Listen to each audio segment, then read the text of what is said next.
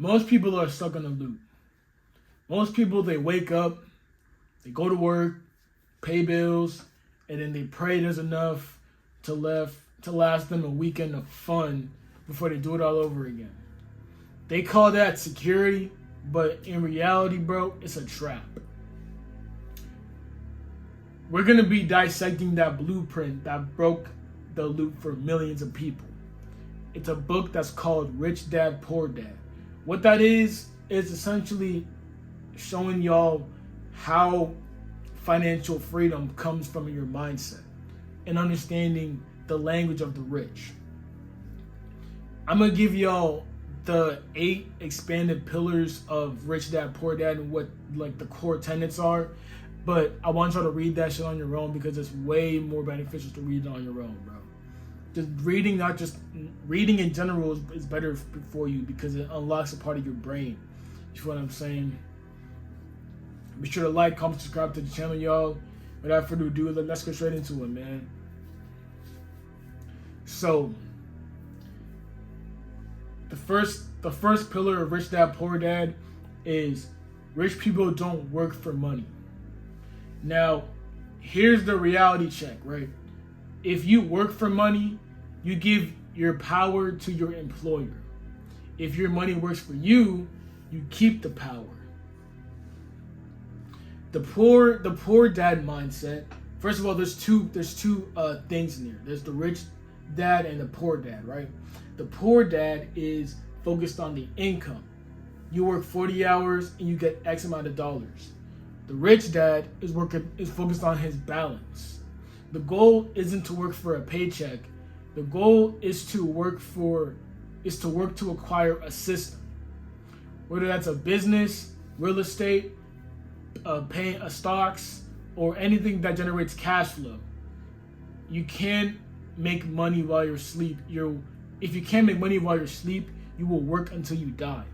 Now, understand that working for money means you trade your time for money.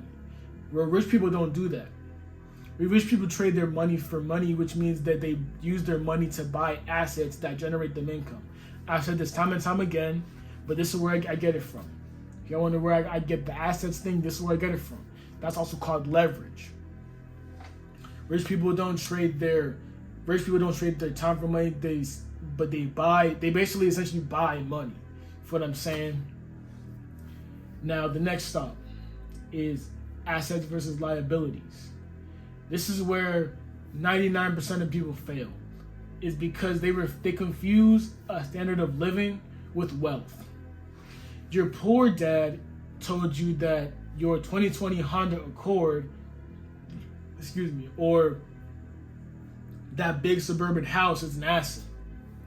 Let's get like for real right now. An asset is a cash flow vehicle. What it means is it puts money into your pocket, period. A liability is a cash outflow vehicle, which means it takes money out of your pocket. If you buy a house to live in, you're paying taxes, maintenance, interest. That is a liability. If you buy a house to rent out, like real estate, you get money from the payment that the guy is doing on that house. You get payment from the rent. You know what I'm saying? That is an asset, not a liability. You feel what I'm saying? The rich get rich because they spend their income on assets that pay for the luxury items and they pay for themselves. The poor spend their income on liabilities thinking they're buying assets. You feel what I'm saying? And one more thing is that the rich don't spend their time trying to increase their income or their savings. They spend their time trying to increase their profit. You feel what I'm saying? Because income, like that's just like salary, hourly, your job, you feel what I'm saying? But like your profit, that's like what you get from spending money and then making money back. You feel what I'm saying? Number 3, financial education is your armor. Now, schools teach you how to be a good employee. They don't teach you how to master money to win the game of life. To win the game, you need to master the 4 pillars of financial IQ. The 4 pillars, bro, these are really important. These are really important for making money. The first pillar is accounting. Not the job accounting, but the actual skill of knowing how to read numbers and knowing what those numbers mean. If you can't see your profit and loss statement for your business, understand what is taking money out of your business, why it's taking money out of your business, and what you need to do, then you're not going to become rich. The second one is investing.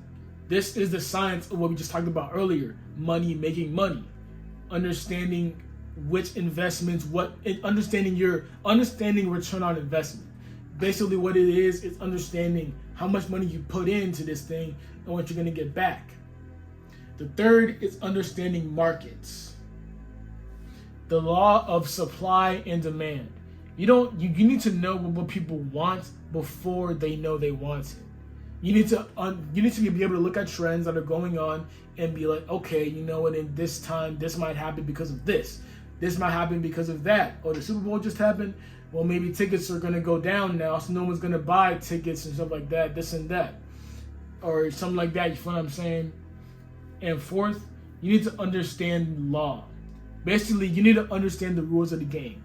USA, and the world, everywhere, this whole world is a game. And laws are the rules of the game. But the rules of the game are not easily accessible to like us because we don't look for them.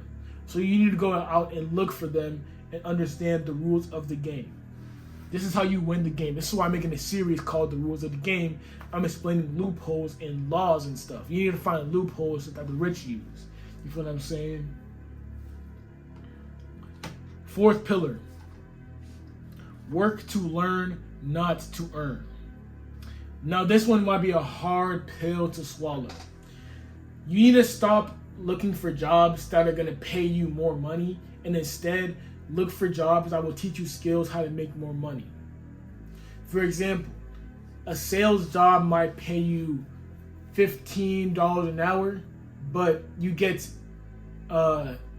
sales skills. You're able to like learn how to sell things to people, and you can even possibly get a sales license. However, there's another job that pays you $30 an hour, but it's just some bullshit. Like maybe like let's say flipping burgers or something. Like just an example. What skills would you gain from flipping a burger? Rather than learning how to sell.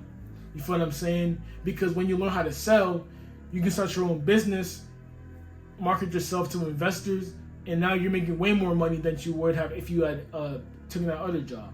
You feel what I'm saying? Again, it's that return on investment. The money that you lose from not working at the other job, you make it more with the skill that you learn from sales. You feel what I'm saying? Sometimes, bro, you need to look for the least paying job, but it'll teach you skills. And skills don't always got to be making money. Skills can also be like the skill of working hard, the skill of waking up early, the skill of knowing which I don't know, because I started working at a restaurant and it taught me the skill of moving quickly and also moving quickly, but also being like organized and being like, you know what I'm saying, like stacking like your like you feel what I'm saying? Like I don't know how to really explain it. Next pillar, right? This is the fifth pillar. Corporations. Corporations are a shield. Now this is some free game, and this is more on the rules of the game, which I'll make a video on this as well. Corporations, essentially, that is basically a tax shield. The employee path is you earn, you get taxed, and then you spend what's left. That's how the whole world is, right? At least most of the world, most of the US anyway. You work hard, then you earn money, and then that money gets taxed from your account, and then you spend what's left. However, corporations and businesses, they earn money, then they spend on business expenses, and then they get taxed on what's left. Now, you hear me say business expense. What that is a business write-off. If you work at a restaurant, you can write off the building that you bought as a business expense. You can write off new spatulas as a business expense. You can write off a TV in there as a business expense. You can even write off a car in there as a business expense because you need to deliver some food, right? You can write off basically anything as a tax write-off, so you don't get charged. You don't get taxed on the purchase, and you don't get taxed on the income that you use for that purchase. Let's say you make $100,000 in this month, and you write off 90,000. You will not get taxed for the 90,000. You only get taxed for 10,000. Isn't that crazy? That's what I'm saying. Next is manage risk. Do not avoid it. That is pillar 6. Do not avoid risk. Everybody's afraid of losing money. Billionaires are afraid of losing money. Everybody's afraid of losing money. But the key is the rich people are more afraid of losing opportunities. Rich people don't play it safe. Rich people take risks, and rich people do things that may not make sense, but they know will make them a lot more money in the long run. That's what I'm saying. Rich people stop playing it safe, and rich people go out and they take losses. The difference between a poor person and a rich person is how they handle losses. Everybody loses. This is life. Everybody loses. You feel what I'm saying? But the difference is how you handle your loss. If you cannot handle your loss, you think you treat your loss as the end of the world, then you're going to be a loser, a poor person. But if you see your loss as another part of the game, you're going to be a winner, a rich person. And another thing that rich people do is they treat their losses and their wins the same. Be unemotional with your wins, unemotional with your losses, because wins and losses are just part of the game. Treat them how you would treat anything else. Matter of fact, treat your wins like a loss and treat your losses like a win, because then it's going to make you see like, okay, I just lost, so now I can only come up from here. If I'm down here, the only way up, the only way left is up. You feel what I'm saying? Getting financial freedom requires risks. You cannot live life without taking risks if you want to be rich. If you want to be rich, you have to take risks. Number 7, pillar 7, is pay yourself first. This is about discipline. Most people, they get their paycheck and then they immediately pay the landlord, the car note, the grocery store, and whatever is left over goes to savings. But usually nothing is left over. The wealthy pay themselves first.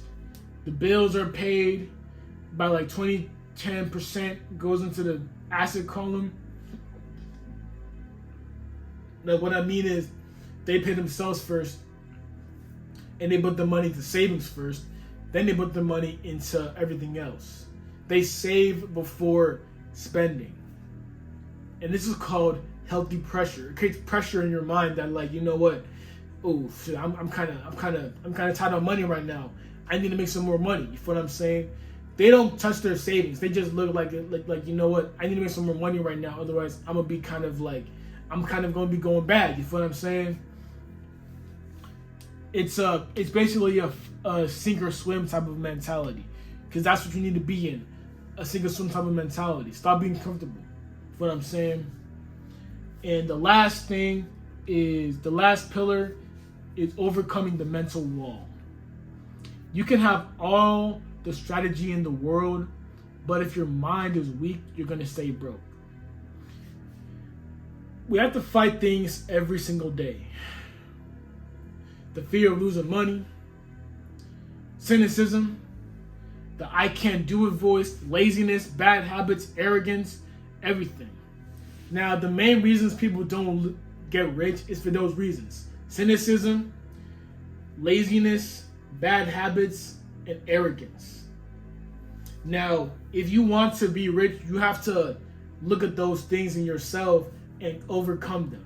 Cynicism is basically saying, oh, why would that work? That would never work. You feel what I'm saying? And the way to overcome cynicism is try and ask yourself.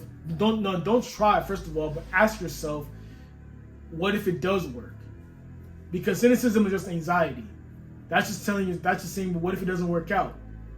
What if it does work out, bro? What if it does work out? Laziness. How to overcome laziness is with greed. You need to be greedy. You gotta really want it. You feel what I'm saying? If you're too lazy, if you're too tired to get up and grind for that shit when you know it's gonna make you money, then you don't want it for real. You need to want it. You feel what I'm saying? For me, I have the desire and the goal to be able to buy things without looking at the price tag. I want to be able to walk up in a store and be able to buy everything in that store without even looking at the price tag of anything I buy. You feel what I'm saying?